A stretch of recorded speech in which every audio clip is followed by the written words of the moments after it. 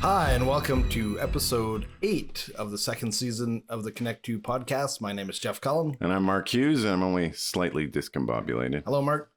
Hi, Jeff. How are you? Welcome back. Thank you. Welcome back as well. You were away, and then I've been away, and now we're back. So yeah, we missed a couple of weeks, but we're back on business. With stories to tell. Oh, my. Yeah. So let's get coffee going. Let's get the coffee going. And let's get right into our dad jokes, I guess. Yeah. What's your dad joke? Okay, well, first of all, Sparky's here.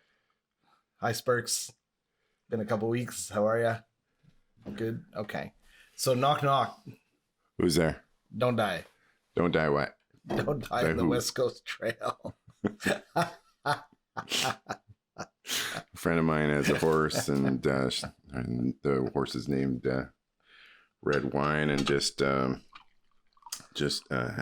a baby, and they were having troubles coming up with a name, so I suggested Cabernet. Cabernet? I don't get it. Cabernet. Oh, I see. There, you got the appropriate dad joke. There you go. There yeah, okay. So if you're new to the channel, rate, review, subscribe, particularly on Apple Podcasts. I've got a coffee here, which is from BC. It's called Counterpart Coffee from Squamish, BC. Should have tasting notes of roasted nuts, chocolate, and marzipan. That is great.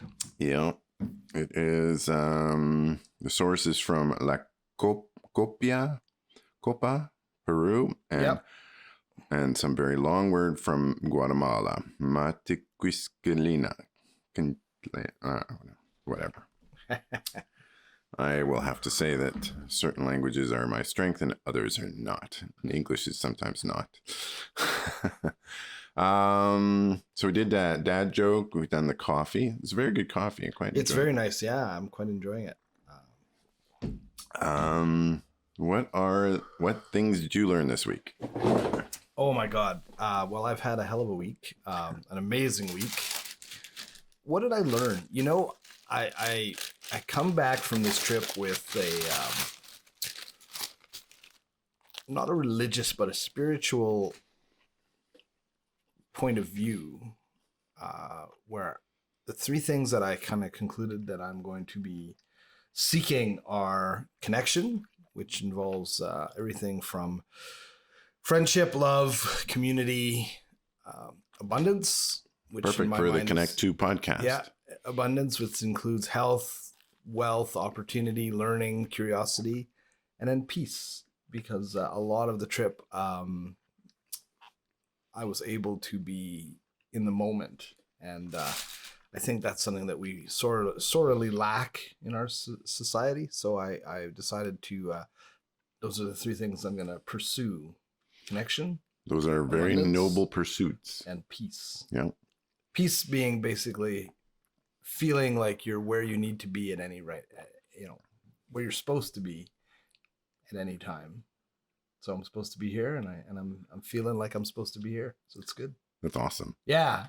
That's good. What about you? What did you learn? What did I learn? I never heard until the Pope showed up on our doorstep in Edmonton. Not about literally. Although wouldn't that have been cool? I've heard about the Pope, but I hadn't heard about the Doctrine of Discovery. Yes. And that basically, the thing about the Catholic Church is that it doesn't, it hasn't renounced the Doctrine of Discovery, which basically says when they encounter land that has like indigenous people there, that it's considered terra nullius, and they can go and stick their flag in and claim it as theirs. Apparently, I mean, in the residential school scandal, there is a bunch of it wasn't just the Catholic Church. There's a bunch of churches. Right. And Catholic Church, I think, was just the biggest. I'm pretty sure it was the biggest. They would have been the biggest at the time. But all the other ones have renounced this Doctrine of Discovery. Oh, interesting. The second interesting thing is, I think a lot of Aboriginal people or Indigenous people are expecting an apology from the Pope on behalf of the church. But there's a problem because Catholic doctrine is that the church is infallible. Right. So people are fallible, but the church is infallible. So it cannot apologize. So he can't apologize on behalf of the church. But I don't know that the right people are understanding necessarily that aspect. Well, it's kind of a semantic issue, but it's an important issue. Well, this could be interesting, you know, as obviously there's been a lot of secular rise. So for instance, atheism is the fastest growing classification in the United States, and I'm going to suspect probably in Canada as well. I got to change because I'm getting too popular. It's a big deal in the States, you know. And so I think that something like this doctrine of infallibility and the fact that the guy comes all this way and is constrained, you know, sorry, but you know, the church can't be wrong. I think this is starting to be a turning point where people are going to be like, what? Exactly. What do you mean? What do you mean? Frankly, I was hoping I this is a bit facetious, but well, first of all, I raised Roman Catholic. I realized that whatever vestiges of Roman Catholicism I had left are gone because I feel nothing about the Pope being here. Like, it doesn't matter to me at all. I mean, I'm glad because of the significance of it for, you know, hopefully it leads to healing, and it's an important thing. But in terms of my own personal, you know, the Father, the Holy Father, nope, zip, nada. I was more excited when Garth Brooks was in town, frankly. But which is interesting, you know, because when you grow up in a faith, there's always little, you know, vestiges. Sure. Well, there's spectacle, testicles, and watch. If he came to my house, it'd be a cool guy to meet, you know, just from a historical perspective. But I feel no relationship, emotional connection to it all. I was brought up between two churches, between the Catholic and Anglican Church. I was confirmed in the Catholic Church, and I was even an altar boy in the Anglican Church. Oh, there you go. Yeah. We can do an episode on altar boy stories. I don't have that many stories. Swish the wine. No thanks. Yeah, so I mean, it's kind of that. I find that whole issue kind of interesting. Part of I had the opportunity to talk with a number of politicians on the weekend. Oh, really? And yeah, so I mean, you know, it's interesting. We don't give politicians a lot of credit, but they really do generally know a lot of details on the topics of the day. Some. And, well, some for sure. And, yes. Except maybe, start talking about cancer and stuff like that. Well, that's a wannabe politician. It's not quite there. And she got booted out last time. But you're right. Some people are fairly... It's usually not the high profile ones, right? It's doing their job. I got to meet an MPP from Northern Ontario. Oh, wow. So he's Indigenous, and he is here kind of representing part of Ontario and a number of communities there. And interesting guy. He's kind of standing back and wanting to hear what has to happen. Sure. So absolutely. So I asked him, like, do people actually know what the Pope is going to say, or is it all going to be a surprise? And he said, as far as I know, it's all going to be a surprise. So it was interesting and interesting. Yeah, that's kind of. Wouldn't it have been cool if he had said, we're selling all of the land we have in Alberta. Yeah, exactly. And we're going to give all the proceeds to the First Nations. Yeah, we're out. We're out, baby. We're out. Oh, got one drop. No problem. This is the cleanest I've been in 8 days. So, so that's been an interesting. So we'll see what comes of it. I mean, I think it is, you know, a necessary and meaningful thing to a lot of people. Let's hope it's does good. You know, let's hope it continues the accountability and reconciliation and atonement, if you will. But you know, I think it's just a start. I think even the Pope said that. If I saw one of the quotes, that this is just the beginning of a dialogue. So we'll see. Anyhow, interesting stuff. Interesting. The other thing I learned, So I got retained to shoot Jagmeet Singh on yesterday. Oh yeah, for the day. He's in town. that's pretty good stuff. Yeah, it's pretty cool. How'd you get retained for that? Just I don't know. I got recommended, so good for you. That's awesome. High profile. That guy is charming. Like politics aside, this guy is a charmer. Yes. Oh my God. Like he is so pleasant to be around. He kind of just lifts your spirits just talking to him. And this is policy aside and everything. I can understand why he's kind of had the weird the weirdness associated with him, and he sure connects with young people in a way that I think a lot of older people can't get. Yeah. Oh, that's cool. Yeah. Good for you. That's awesome. Yeah. Anyway, that's the scoop. So tell me about the West Coast Trail. I don't know very much about it. The West Coast Trail. So why don't you give us a primer on what it is, where it is, and tell us your story. Okay. So the West Coast Trail is a historical trek on the west coast of Vancouver Island, and it runs from a place called Gordon River, which is just immediate north of Port Renfrew.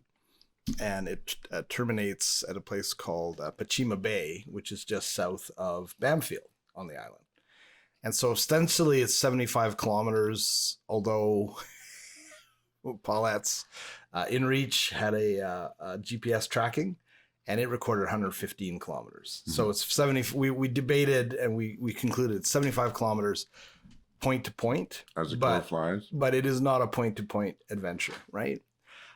So it's a combination of trail that is forested, so in the rainforest, Pacific Northwest, and a fair amount of beach access. And it is both breathtaking, spiritually uplifting, soul crushing, and unbelievably dangerous. Really? Oh, yeah, unbelievably dangerous. So not the whole trail, but there's parts. So there's ladders, there's bridges, there's cable cars that you have to cross water. There's surge channels that you have to time the tides to make sure that you don't get caught in a like ocean surge. You camp on the beach several places, but again, timing is important because if you screw up the tide tables and you camp in the wrong place, you won't get washed away. You'll be underwater. But you could be underwater. But the ladders. So we start on the south end, which apparently is... Okay, tell me, what do you mean by ladder? Okay, so there's about 75 wooden ladders that you have to climb up and down. Like square things or like round? No, so they're 2x4 or probably 4x6, with then 2x4 rungs. Okay. And to give you a sense, so the very first ladder, if you start from the south end, and the south end is the tougher end by far, right? We'd been told that, it said that in the books, and we decided you can do it either direction, but we said, let's start with the hard part and get that out of the way. So you start from this campsite. Parks Canada gives you a little orientation. You got to do a little quiz, make sure you know what the hell you're doing. 70 people a day on the trail are allowed on, and presumably 70 come off. Combination of both ends, plus you can get on in the middle, right? And you take a little boat, and then they said the first thing you're going to hit's a ladder, and the woman said it's 20 meters. And that's really far. 20 meters high. Yeah, that's really high. And one of my fellow campers was like, she must have meant 20 feet. We were debating. Yeah, 20 meters sounds high. It is 20 meters. And it's straight vertical. It's a wooden ladder. You got cage. A 40-pound pack on. No cage. Now, it's the only one that's straight vertical. You climb up this thing. Yeah, there's no safety measures at all. You just go up this ladder, and if you fall off and die, well, too bad for you, I guess. But if you fall off, don't you take other people with you too? No, so strictly one person at a time. Okay. Right? And that's the first of about, I think they said it's about 70 ladders, and some of them are in good shape. Most of the ladders were not in bad shape, but some of them are a little bit rough, and you decide to hike up against, around it. There's bridges, wooden platforms, So I kept saying, this is like Uncharted. Like a lot of these wooden platforms are rotted out. Really? Oh yeah. And you are tap, tap, tap, tap. Like again, one person at a time. And the first 2 days the first day is all in the woods. And literally there is not, I don't think there's 2 feet of flat ground. Like every step was mud, up to your thigh. If you screw up, easily up to your knees. A lot of the times, one of our fellow campers went right up to his thigh. Roots, like just these massive root knots that you have to try to not trip over. It took us 9 hours to do 6 kilometers the first day, which is unbelievable. And you get to the end and you're just like, you're exhausted. Was that what you expected? Well, we knew it was going to be tough, and they told us. But your Paulette had mapped this out with she kind of knew it was going to be hard. Nobody was expecting how muddy it was this year. Like it's just so that was the first day. Second day, then you start from the beach, and then it's a boulder field for I don't know 3 or 4 kilometers, and these are boulders the size of small cars that you have to navigate up and around. And when you hit the beach was wonderful. So we got like tons of travel on the beach. But then you go back into the woods to get to the beach. It's ladders. To get off the beach, it's ladders. At one point, we had to cross a stream. It's 7 ladders down, probably about 250 feet, just ladder after ladder after ladder. You cross the stream, which is maybe 100 meters, and then 7 ladders up. And like you just get to the end of that, and you're like, man, I can't. I'm dying, right? You must have worn gloves. Yeah, we bought gloves, which was really smart. A lot of people don't have gloves. And yeah, you literally have to just haul yourself up these ladders and the pack. And they must get muddy too, the ladders. Yeah, they do. Boot mud. Absolutely. So that's where the gloves, like rubber sole gloves, really made sense. Walking stick, like a walking pole. Saw some great wildlife. What did we see? We saw a bear cub. Didn't know where the sow was, so that freaked some people out because that was at the end of a campsite. We saw a whale, some otters, sea lions, wolf print at one of the campsites. Not a wolf because there's wolves. Did not see a cougar, although we were told there was a section. I don't think you ever see a cougar about 2 kilometers where there was a cougar sighting, like a day or two before we went. So, be aware, right? Most of these bridges don't have a railing on one side or no railing at all. And you're 20, 30, 40 feet above a stream and rocks crossing this thing. Oh my. Like I kept saying, if you were in the city and someone told you to cross a thing or climb up, you'd go, get the hell out of here. And here you are in the middle of nothing. And you're just like, yep, whatever. So I scared the hell out of my wife. Because the other thing there was a lot of was nails, because these wooden platforms that have now all rotted away, it's all exposed nails. So at one point I tripped and I landed on a nail. Well, yeah. And I thought, oh shit, did I puncture? Now, one of our friends who was traveling with us is an EMT, and I was just lying there and I couldn't, I have my pack on first of all. Like, so I fell on this nail, rolled over with this 40-pound pack, and I'm turtled, right? I can't get up. And I don't know if I've punctured something. So that freaked everybody out. But luckily it was just a scratch, a pretty deep scratch, but just a scratch. Because like he said, if I had punctured it, that was probably going to be the trip. They would have to phone, because it's so muddy, so humid. How do they phone? Well, we have highly recommended that you carry an inReach. Right. But even that, it could be 24 hours before they can get to you. Right. Because they'll have to come through beach access. So that was the scary part. And do they charge you? They must charge you for... No, it's a monthly subscription. No, I mean for picking you up. No. If you have inReach, you pay, and it's part of the thing. Okay. Except, I think if it's for some BS reason, they might go, like, what do you mean you're tired? They're not coming for that. In fact, I think you have to text them what's happening, and they're expecting, it's for serious injury. The highlight on the Wednesday, I think we did 20 kilometers, and we kind of screwed up our timing. There is this was such a great experience because there's a crab shack, and A what? a crab shack. So there's What's a crab shack? well, there's a First Nation that runs for 47 years. They've been running this little settlement at the end of the Nitnat River, and they float the thing down in the spring and they cook crab. You can get burgers, baked potatoes, crab, You're kidding. fresh crab. Oh, it is wonderful, and cold beer. And Probably the best tasting meal you've ever had. I thought we were gonna miss it because of timing and all that, and it was so long. And again, the thing is the kilometer signs. So there's little signs along, but because I think they're point to point, sometimes it feels like, are you kidding me? Like, it's been 1 kilometer. It feels like 4, and maybe it's been 3 just because of all of the detours. And I was at the end of my rope. The ferry, we were going to miss the ferry at 4:30. I thought we were going to miss the crab shack if we were going to decide to push on. There's a ferry in the middle? Yeah.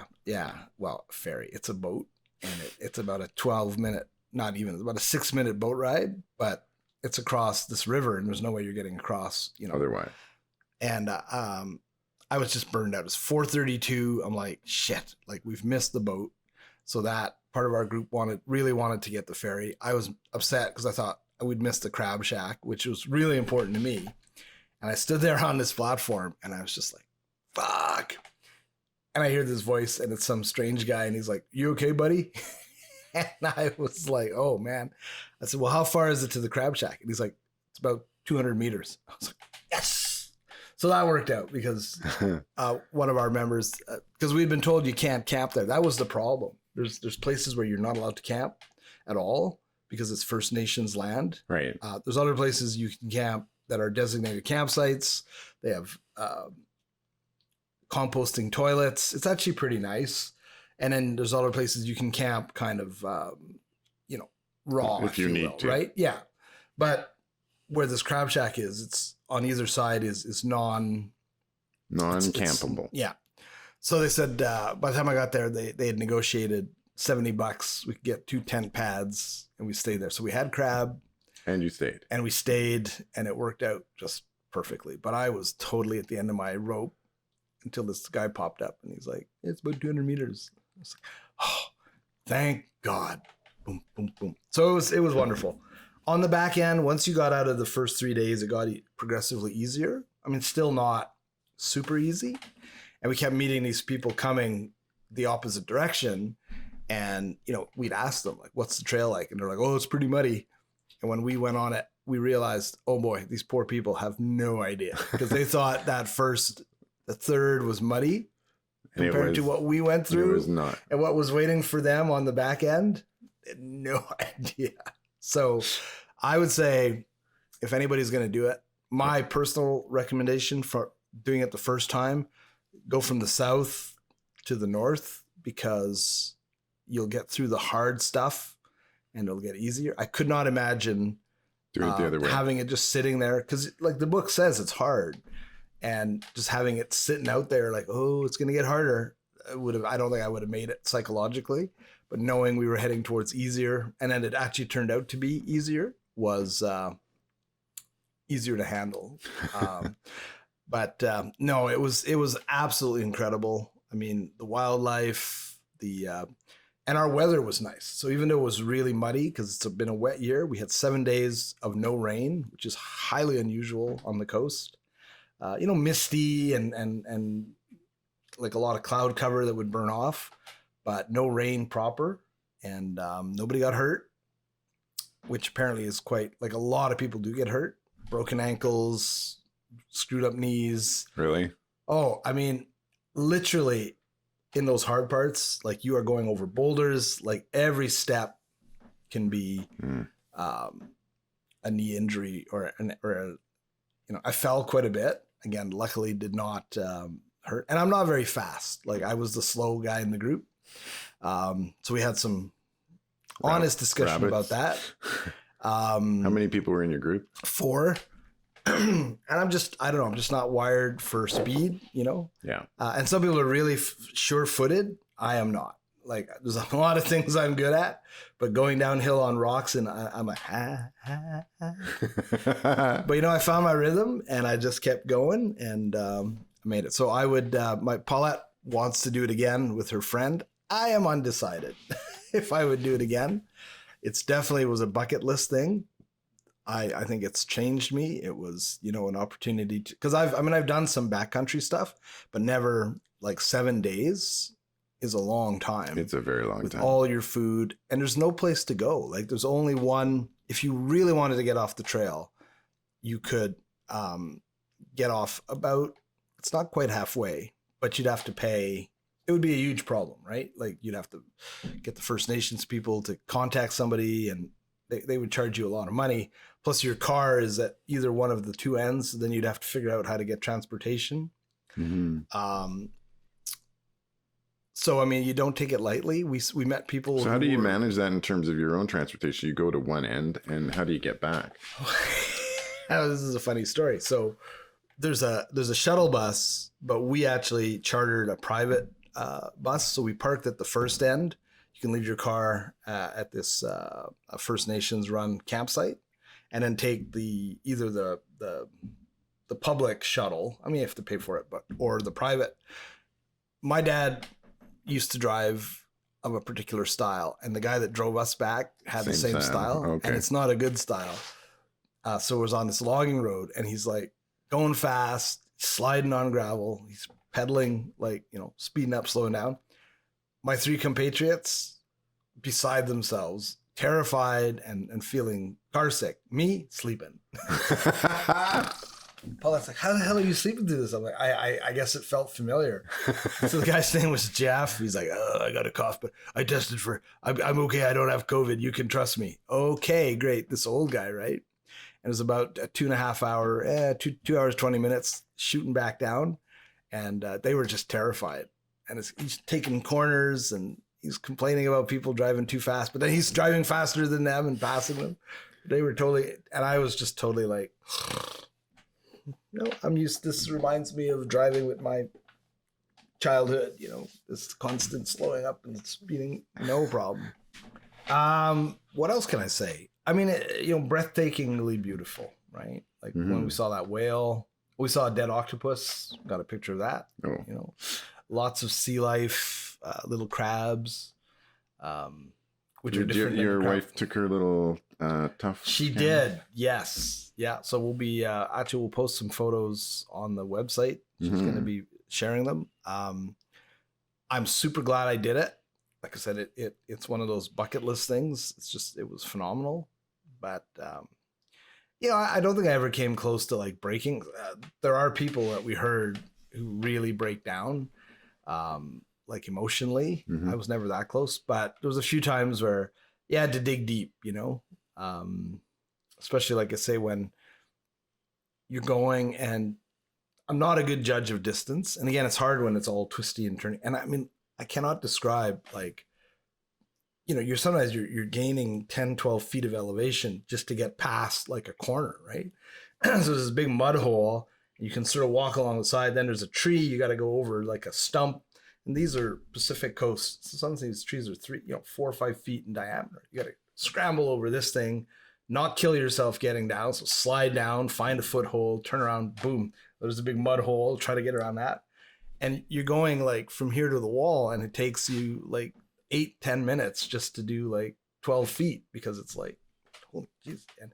And you know, like I said, and one of our friends is a guide, and he's like, I've never seen a trail like this. Like, you know, Parks Canada, anywhere else in the world, the trails are groomed. Yeah. You know, here it can't be done because it's rainforest, you know, and it looks like stuff is 100 years old, and they've probably rebuilt some of these bridges, you know, a couple of years ago, but they just become so rotten so quickly. Yeah. You know, that, and you'll get to a bridge and it's just gone, and you just see people have created like a trail next to it. And you're like, okay, well, this is how we have to go. Well, boom, boom, down the mud. But it was pretty well marked though, in terms of where you need to go. Yeah. You know, that was, pretty well marked. There's places where they'll just have like caution tape, like there'll be two trees and they're like, there could be a trail there, and somebody just put a piece of caution tape. So you got to go that way. Oh my. Wooden signs. And again, a lot of the First Nations are the trail keepers. Oh, yeah. They do a pretty nice job. Like there's lots of places where there's cut logs, lay down in the mud, and that becomes a bit of a platform. They'll carve symbols into them. But again, it's old. It's wet. It's moist. It gets degraded pretty quickly. So every time you step, put it this way, there wasn't a step that I took most of the time that was just, except on the beach, where you were confident. Oh my. So you're always kind of like tap, tap. Okay. Like it's this piece of wood gonna hold. You go one at a time across these bridges, these platforms, because you just know, because you can see it's like, board, missing board, broken board, kind of shaky board. Oh man. 2-3 boards missing. So then you have to walk like on each side of the rails. So you had 2 walking sticks? I had one walking. Well, I had 2, but my buddy Ollie, again, who's a professional guide, was like, he finds it easier with 1. And so I tried that, and I too found that a loose hand that grab onto stuff like trees is actually not a bad idea. Oh man. Yeah. So yeah, like the only time I went back country camping, I couldn't find my walking sticks, so I ended up having to borrow one from my partner, and I'll tell you, I don't know how I would have managed without it.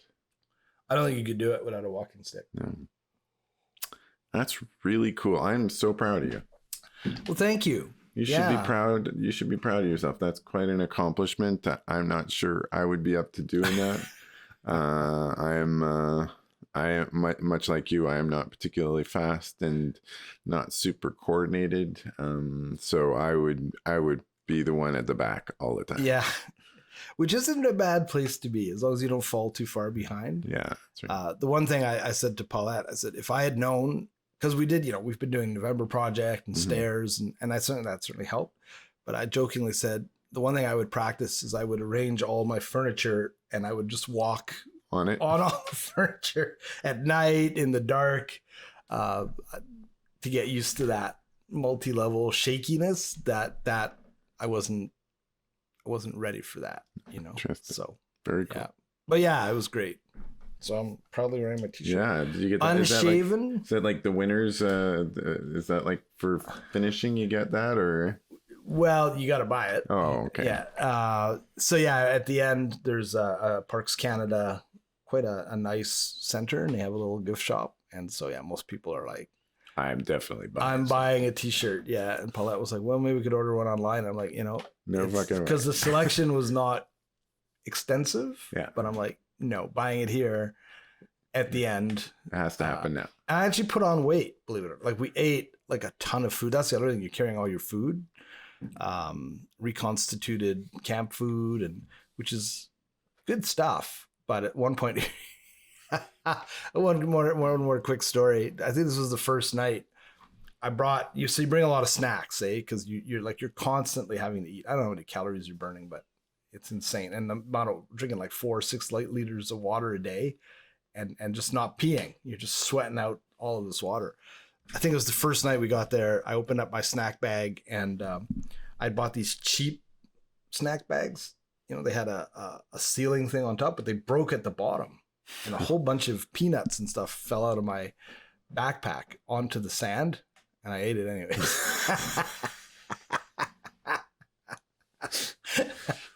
Silica rich. I was like, even if it had fallen in the mud, I might have been a little bit less, but I'm like, sand is fine. But that's how hungry I was. I was like, I'm eating these goddamn peanuts. That's kind of cool. You said you saw a whale. What kind of whale? It was pretty sure it was a blue whale. Really? Yeah, it was quite far out, and it took a long time for it to travel like across, like our vista, if you will. So start on the right, and we saw it crest a few times, and then we saw it like blowhole. It didn't do the tail thing, and then a couple of whaling ships showed up because they must have. There's every now and then you'll see float planes will fly by, and they must relay.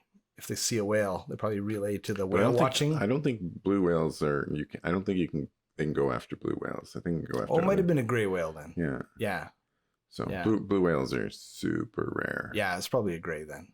Yeah, But, because it wasn't that far offshore. Cool. Yeah. That's still pretty cool. Oh, it was pretty cool. Yeah. Yeah, that's awesome. Cool. Well, so you haven't consumed any media. You must have read a book. Did you read a book? I didn't bring anything on the trail. Nothing. Nothing. No, it was. You're just reading awesome. nature. Yeah. Communing with nature. Well, and so freaking exhausted at the end of the day that like one night I think we were in bed by like 8. The 20-kilometer day. It's like, I'm going to lie down.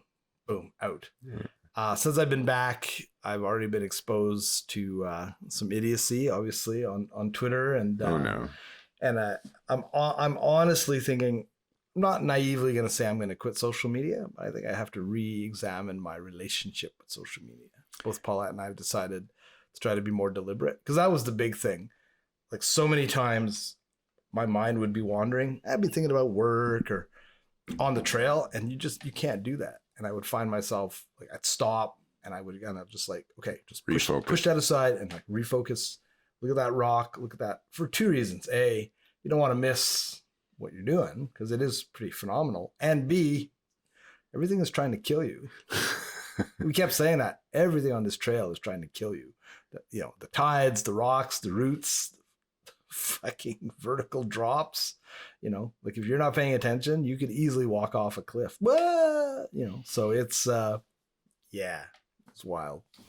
So if I come back with more focus, that will be a real victory. So last week, Lori was concerned that she was consuming social media, so we had a challenge to. So we basically did not consume social media for the entire week, and there's a couple of things I realized in that process is that I still use my phone lots. So I'll use it for podcasts. I'll use it so when I'm driving, or music, or email and all that stuff. I still spend too much time on my device. Okay. Independent of social media. So social media is just on top of that, and it's just a waste of time.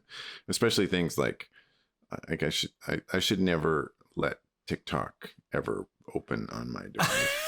Maybe I should just. I still have resisted TikTok. Yeah, well, I think I will continue to resist it. So Lori finds that when she goes on Facebook, she gets hooked by Reels, and basically TikTok is Reels.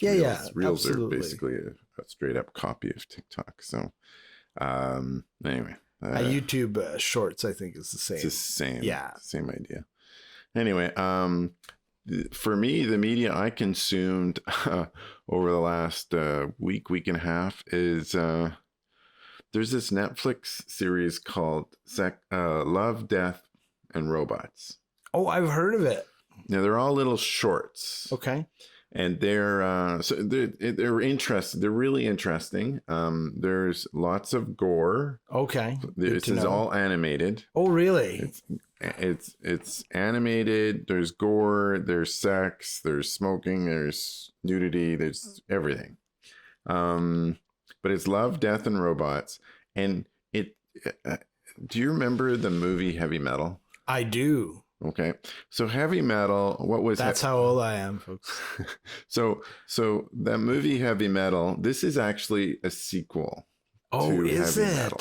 Okay. So originally it was intended to be a movie, but they decided just to make it a TV series. Okay. So Heavy Metal is a series of animations. Yes. Very different styles. Yep. Like short stories. I remember it was huge. With quite a soundtrack. Yep. So this one doesn't have the soundtrack. Okay. But it definitely is the same kind of, so this like sci-fi horror animation things. And they're just like little short stories. So none of them are longer than 22 minutes. Okay. The first season, I think, is 18 episodes, or maybe that's the first 2 seasons. And then there's a third season. So there's 3 seasons. There's 35 in total. Okay. And at least so far. And it just got, the last season got released in May. And it's fascinating because for me, is it all different directors and everything is the stories are different. Okay. The animation, so it's an anthology kind of thing. Well, and it's clear that there's there's a bunch of different animation styles, but there's also a bunch of them that are all done. It looks like they're done using the Unreal Engine from. You've seen the Unreal I Engine, have. so it's really good. Unbelievable. It's really good for certain things. For some nuanced stuff with faces, it just looks a little bit off, so you can really tell it's animated. Yeah.